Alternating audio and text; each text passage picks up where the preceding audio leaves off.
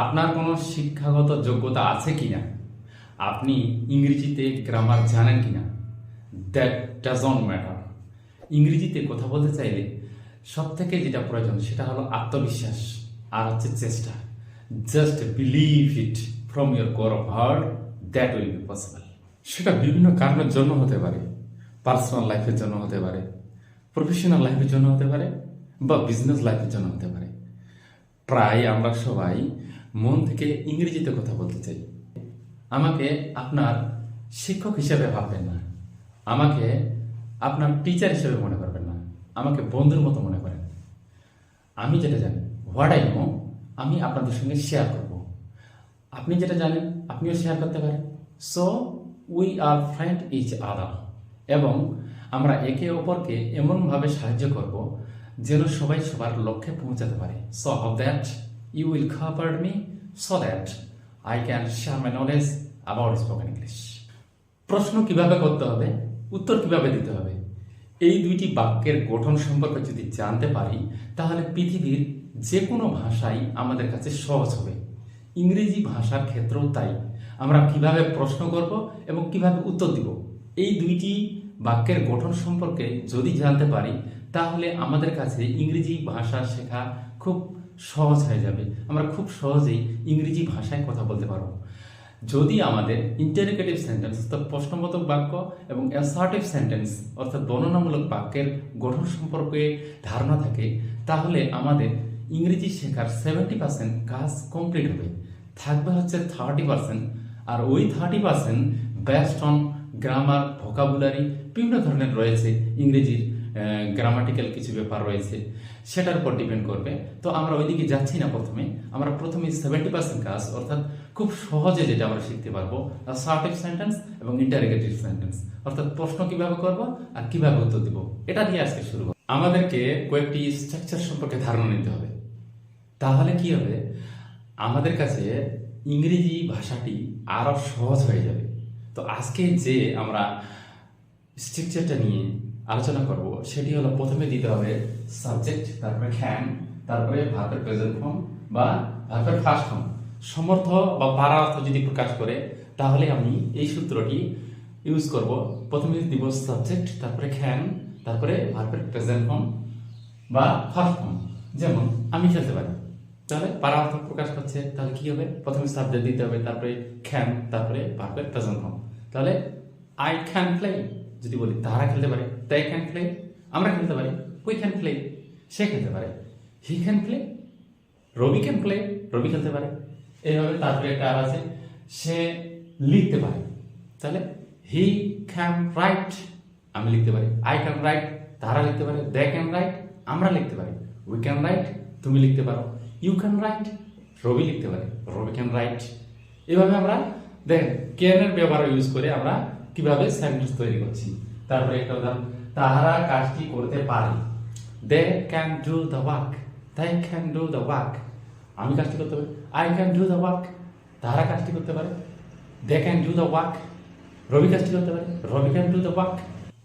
আমি গান গাইতে পারি, তাহলে I can sing a song, তাহারা গানটি গাইতে পারে, they can sing a song, তুমি গানটি গাইতে পারো, you can sing a song, সে গানটি গাইতে পারে, he can sing a song. এইভাবে আমরা এই সূত্রটি প্রয়োগ করে আমরা বাক্য তৈরি করতে পারবো। আবার যখন না পারা অর্থ প্রকাশ করবে, অর্থাৎ এর আগের উদাহরণে ছিল পারা অর্থ ছিল আমি খেলতে পারি, এবার না পারা অর্থ যদি হয় তাহলে কেমন হবে, আমি খেলতে পারি না। এরকম যদি না পারা অর্থ প্রকাশ করে তাহলে আমরা সূত্রটি একটু চেঞ্জ করে নেব। সাবজেক্ট দিব প্রথমেই, আবার ক্যান দিব, তারপর ক্যানের পরে একটা নট দিব, নোটের পরে আবার ভার্বের ফার্স্ট ফর্ম বা প্রেজেন্ট ফর্ম। যদি না পারা অর্থ প্রকাশ করে তাহলে কি, প্রথমে সাবজেক্ট, তারপরে ক্যান, তারপরে নট, তারপরে ভার্বের ফার্স্ট ফর্ম বা প্রেজেন্ট ফর্ম। যেরকম আমি খেলতে পারি না, তাহলে আই ক্যান নট প্লে, তুমি খেলতে পারো না, কি হবে, ইউ ক্যান নট প্লে, তারা খেলতে পারে না, দে ক্যান নট প্লে, সে খেলতে পারে না, হি ক্যান নট প্লে, রবি খেলতে পারে না, রবি ক্যান নট প্লে, সে লিখতে পারে না, তাহলে কি হবে, হি ক্যান নট রাইট, আমি লিখতে পারি না, আই ক্যান নট রাইট, তুমি লিখতে পারো না, ইউ ক্যান নট রাইট, তারা লিখতে পারে না, they ক্যান নট রাইট, রবি লিখতে পারে না, রবি ক্যান নট রাইট, সে পড়তে পারে না, তাহলে কি হবে, she or he cannot read, আমি পড়তে পারি না, তাহলে কি হবে? I cannot read, তুমি পড়তে পারো না, you cannot read, তারা কাজটি করতে পারে না, তাহলে কি হবে? they cannot do the work, আমি কাজটা করতে পারি না, I cannot do the work, তুমি কাজটি করতে পারো না, you cannot do the work, আমি গান গাইতে পারি না, তাহলে I cannot sing a song, তুমি গান গাইতে পারো না, you cannot sing a song, তারা গান গাইতে পারে না, they cannot sing a song, সে গান গাইতে পারে না, he or she cannot sing a song, রবি গান গাইতে পারে না, তাহলে রবি cannot sing a song। এইভাবে না পারা অর্থ প্রকাশ করলে আমরা খুব সহজেই করতে পারবো। পারা অর্থ যদি প্রশ্ন করা বোঝায় তাহলে আমরা কি করব? ক্যানটাকে প্রথমে বসিয়ে দিব। ক্যান সাবজেক্ট প্লাস ভার্বের present form, can subject plus ভার্বের প্রেজেন্ট ফর্ম। পারা অর্থে প্রশ্ন করা যদি বোঝায়, যেমন আমি কি খেলতে পারি? ক্যান আই প্লে, সে কি খেলতে পারে? ক্যান হি প্লে, তুমি কি খেলতে পারো? ক্যান ইউ প্লে, তারা কি খেলতে পারে? ক্যান দে প্লে, রবি খেলতে পারে? ক্যান রবি প্লে, সে কি লিখতে পারে? সে কি লিখতে পারে? ক্যান হি রাইট, তুমি কি লিখতে পারো? ক্যান ইউ রাইট, আমি কি লিখতে পারি?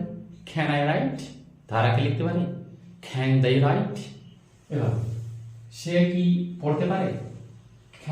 ক্যান শি রিড, তুমি কি পড়তে পারো?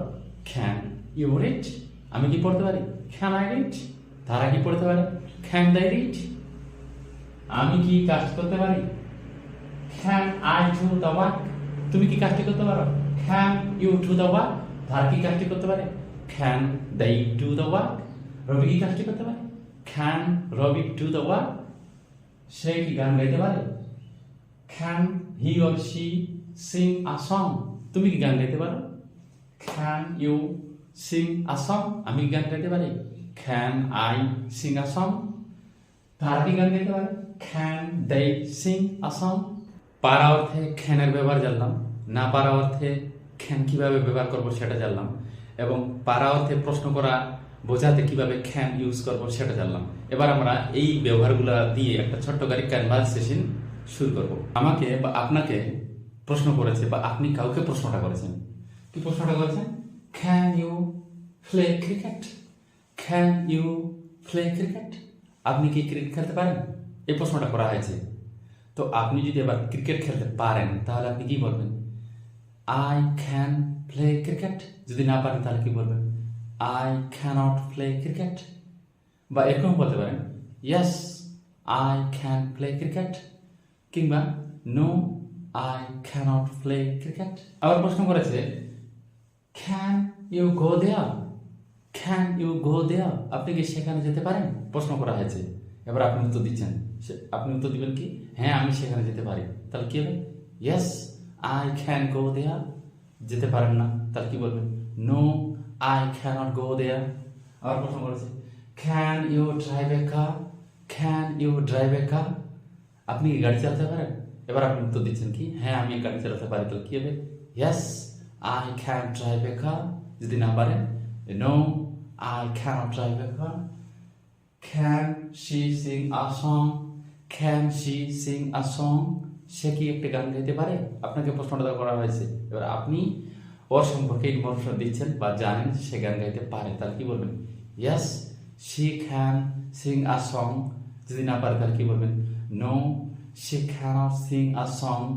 এভাবে দেখেন ক্যানের ব্যবহার করে আমরা প্রশ্নটাও বুঝতে পারছি বা প্রশ্ন করতে পারছি, আবার উত্তরও দিতে পারছি। সম্পূর্ণ কনভারসেশনটি তাহলে আমরা এক ঝলকে দেখে নিই। Can you play cricket? Yes I can play cricket. No I cannot play cricket. Can you go there? Yes I can go there. No I cannot go there. Can you drive a car? Can you drive a car? Yes I can drive a car. No I cannot drive a car. Can she sing a song? Can she sing a song? Yes she can sing a song. No she can't sing a song. এভাবে অন্য word দিয়েও আমরা করতে পারি, যেরকম can she write a letter? Can she write a letter? Yes she can write a letter. No she can't write a letter. Can they speak English?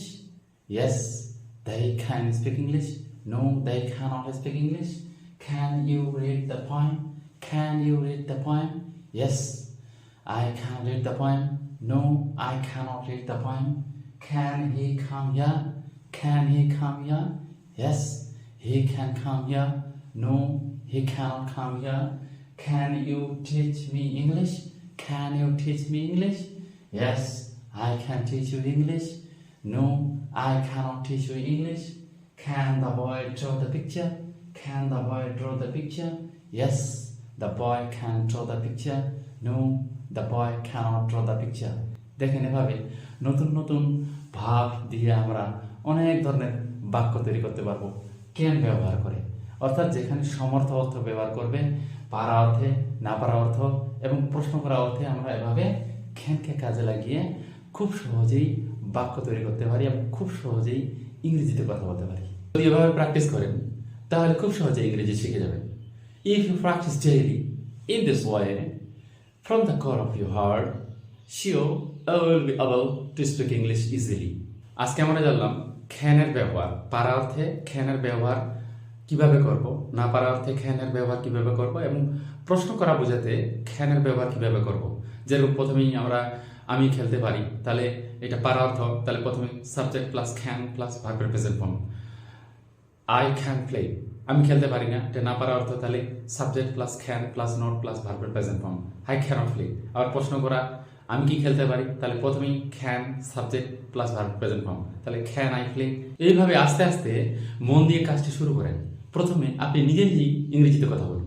আজকে যেগুলো শিখলাম এগুলো দিয়ে শুরু করুন। যেরকম ক্যান ইউ স্পিক ইংলিশ, উত্তর দিবেন, আবার নিজে নিজে উত্তর দিবেন। Yes I can speak English. No I can't speak English. Can they play football? Yes they can play football. No they can't play football. এভাবে আপনি নিজে নিজে শুরু করেন, দেখবেন আপনি একদিন ইংরেজিতে কথা বলতে শিখে গেছেন। আজকে আর নয়, আজকের ভিডিওটা এখান থেকেই, দেখা হবে পরবর্তী ভিডিওতে। ততক্ষণে ভালো থাকুন, সুস্থ থাকুন।